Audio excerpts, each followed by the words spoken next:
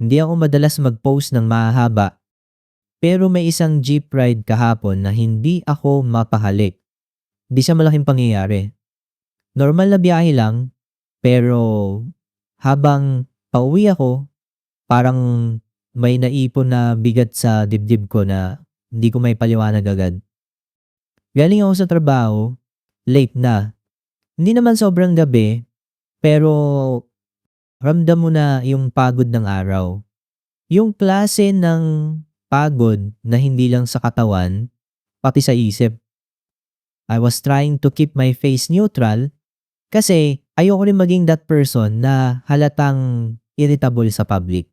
Tahimik lang.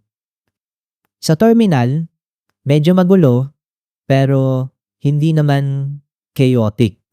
Yung usual na pila na hindi rin talaga eksaktong pila. Na yun, I just waited. Ayoko makipagunahan. Pagod ako. Pero ayoko na dagdagan pa yung pagod ko sa pag-argue. Nung dumating yung jeep, umupo ako sa bandang gitna sa may dulo ng upuan sa kanan. Sakto lang, hindi masigip, pero alam mong pag may sumakay pa, magsisiksikan na. Unang tumatak sa akin yung isang estudyante na sumakay kasunod ko. Mukhang college, pero hindi ako sure. Umupo siya sa tapat ko, medyo nakayuko, tapos binuksan niya yung notebook niya kahit nasa jeep na. Hindi siya nagbabasa ng maayos, parang tinitingnan lang yung pages as if checking kung may nakalimutan. May sumunod na construction worker. Kita mo agad sa damit. Umupo siya malapit sa entrance sa may likod ng driver. Nung umupo siya, napapikit siya saglit. Yung ulo niya sumandal sa bakal, tapos biglang napadilat ulit nung umandar yung jeep.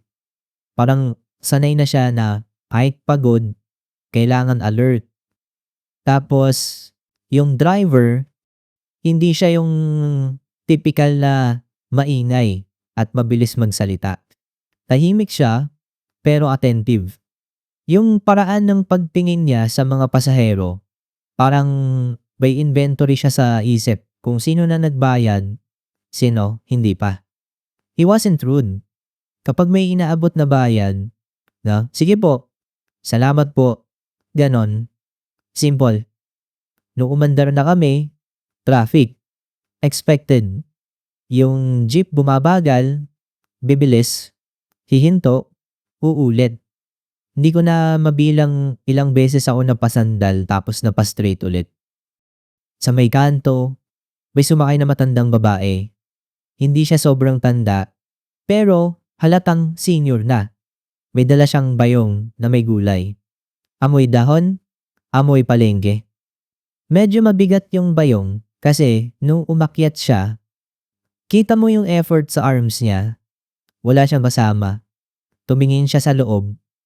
Halos puno na, pero may isang space pa malapit sa dulo, sa tabi ng isang babae na naka-office attire. Yung babae sa office attire, hindi siya nagreklamo. Umusog siya agad kahit masikip. Tapos, tinulungan niya si nanay iangat yung bayong papasok para hindi masagi yung mga tuhod ng tao. Small thing, pero halata mo yung intention. Si nanay, ay salamat anak. Mahina lang, pero sincere. Ako, nakatingin lang. Hindi dahil ayaw kong tumulong, pero nasa gitna ako at wala rin akong space. Pero may part sa akin na nag-relax ng kaunti. Kasi sa araw na puro pagod, may isang tao na hindi na kailangan sabihan para maging considerate. Habang umaandar, napapansin ko yung mga mukha. Hindi ko sinasabi na lahat pagod. Hindi ko naman alam ang buhay ng bawat isa. Pero may certain look na pare-pareho. Yung eyes na medyo mabigat. Parang lahat naka-autopilot and the jeep was the only thing carrying us forward. May isang point na biglang preno yung jeep. Hindi sobrang bangga, pero enough para yung mga nakatayo mapasandal sa iba. Yung construction worker napasubsob ng konti, tapos yung lunchbox niya muntik mahulog. Yung estudyante napahawak sa envelope niya ng mahigpit, yung knuckles niya pumuti. Si nanay with gulay napasigaw ng mahina ay before anyone could complain, yung driver nagsabi lang ng pasensya na sa normal tone.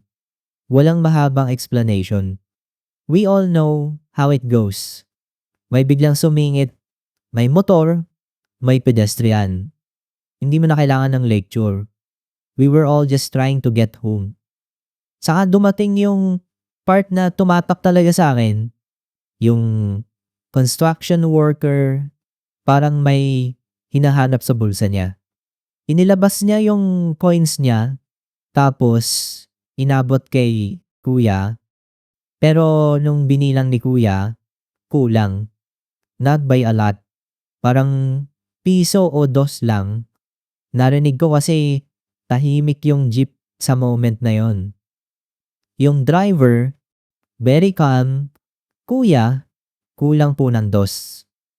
Yung construction worker, napatingin sa kamay niya. Naghalungkat ulit sa bulsa, sa bag, sa lunchbox pa nga. Kita mo yung pagod at yung konting panic. Hindi siya nagalit. Hindi siya nagdrama. He just looked embarrassed, like he had failed a basic task. Sabi niya, "Kuya, pasensya na. Wala na talaga. Baka mamaya na lang sa next stop, may mahanap ako." Tahimik lang yung driver. Hindi siya naningil ng paulit-ulit, pero halata na trabaho niya yun. Hindi rin siya nagbitaw ng side comment. Just waiting. Then, yung estudyante sa tapat ko, biglang nag-abot ng coins. Dos lang. Inabot niya sa driver nang hindi tumitingin masyado sa construction worker. Parang ayaw niyang mapahiya yung tao. Sabi niya, "Kuya, dagdag na lang po." The driver took it. "Sige po, salamat." Yung construction worker, tumingin sa estudyante. Gusto niyang magsalita, pero parang hindi niya alam kung paano. Finally, he said, "Salamat ha. Bayaran kita pag may barya na." The student shook his head slightly. "Okay lang po." Hindi dramatic, hindi tearjerker sa usual sense. Pero something about it hit me. Kasi you could tell both of them were not swimming in extra money. Yung estudyante, halatang nagtitipid din. Yung construction worker, halatang literal na sakto lang yung dala niya. And still, the dos happened. Habang nagpapatuloy yung biyahe, medyo nag-iba yung mood. Hindi siya naging masaya, pero parang humupa yung tension. Yung construction worker, umupo ng mas maayos, parang gumaan kahit konti. Yung estudyante, bumalik sa envelope niya, pero mas steady na yung paghinga niya. Tumingin ako sa labas. Mga tindahan, mga taong naglalakad, ilaw ng sasakyan, normal city scene. Pero inside the jeep, parang may maliit na mundo na may sariling rules. Basic courtesy, basic patience. The kind you don't always see online. Kasi online mas loud yung conflict. Sa jeep, people don't have the energy to perform anything. You just see what they choose to do when they're tired.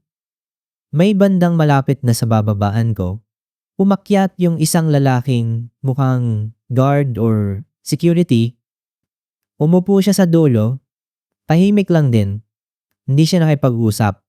Pero napansin ko na yung shoes niya medyo sira na yung gilid. Small detail, pero it tells you something. Kahit may uniform, you're still dealing with everyday wear and tear. At some point, si nanay na may gulay napansin na yung plastic sa bayong niya medyo bumubukas.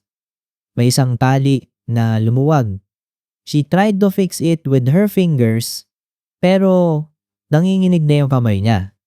Yung babae sa office attire, lumingon, then took out a small hair tie from her wrist and offered it. Nay, eto po, para maitali. Si nanay nagulat. Ay, hindi na anak, okay lang. Pero the office woman insisted, gentle. Okay lang po, marami pa ako nito. Tinanggap ni nanay. Tinali niya yung plastic. She said, salamat talaga. You could hear relief, not just politeness.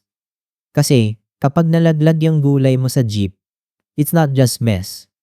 It's money, it's dinner, it's time you cannot get back. I started thinking about my own mother. Yung mga panahon na uuwi siya, galing palengke, dala-dala niya yung bigat, tapos kapag pagod siya, tahimik lang siya, hindi niya sasabihin na hirap siya. She would just keep moving kasi that's what she needed to do. And I realized, maraming ganun, not heroic, not tragic, just consistent. Nung malapit na ako bumaba, nag-ready na ako. Tumayo ako ng dahan-dahan kasi ayoko manulak. Sabi ko, para po. Then, nag-slow down.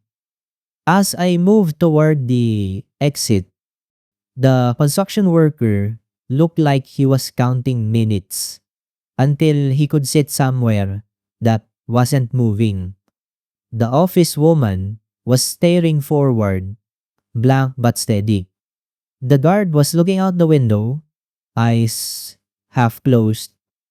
Bumaba ako, tapos tumabi muna ako sa gilid para hindi sagabal. I watched the jeep pull away. Wala namang dramatic ending. Walang nag-wave sa akin. Hindi ako naging bahagi ng interaction nila. I was just there, observing. Pero habang naglalakad ako pa uwi, I felt heavier and lighter at the same time. Heavier kasi naalala ko na ang daming tao ang pagod sa ways na hindi natin nakikita. Lighter kasi may proof ako na kahit pagod ang tao, may space pa rin for small kindness. Not big speeches. Not big gestures. Hindi ko rin gustong gawing lesson na parang be kind always na tunog poster. Kasi hindi naman simple yun. Minsan pagod ka na and your best is just to stay quiet and not hurt anyone. That alone is already effort. I think that's what I saw. People doing what they can within their limits in a crowded jeep. Pag-uwi ko, I tried to scroll pero bumalik sa isip ko yung ride. I realized na madalas ang tingin natin sa pagod ay personal. Parang sarili mo lang ang may dalang mabigat. Pero kapag nakita mo yung pagod ng iba, up close, hindi para i-compare but to acknowledge, it changes how you move through the day. Hindi ko kilala yung mga tao sa jeep na yon. Hindi ko alam kung ano yung next problem nila. Hindi ko alam kung makakapasa yung estudyante, kung sasahod na ba yung construction worker, kung makakauwi si nanay ng maayos, kung okay pa ba yung office woman, kung ilang oras pa duty nung guard. Pero for a few kilometers, they shared a space and they chose not to make it harder for each other. That stayed with me. If you commute a lot, baka normal lang ito sa'yo. Baka masasabi mo, ganun talaga. Pero Para sa akin, it was a reminder na hindi mo kailangan maging close sa tao para maging decent. Na minsan, ang pinakamaliit na tulong is enough para mairaos yung isang moment na pwedeng nakakahiya, nakakainis, o nakakapagod. Kaya, ayun, 1G ride lang, pero it showed me how tired we all are and how we still try to be careful with each other anyway. The end. Thank you for watching this video. Don't forget to come back tomorrow for more stories. Once again, I'm Lechon, and I'll see you next time.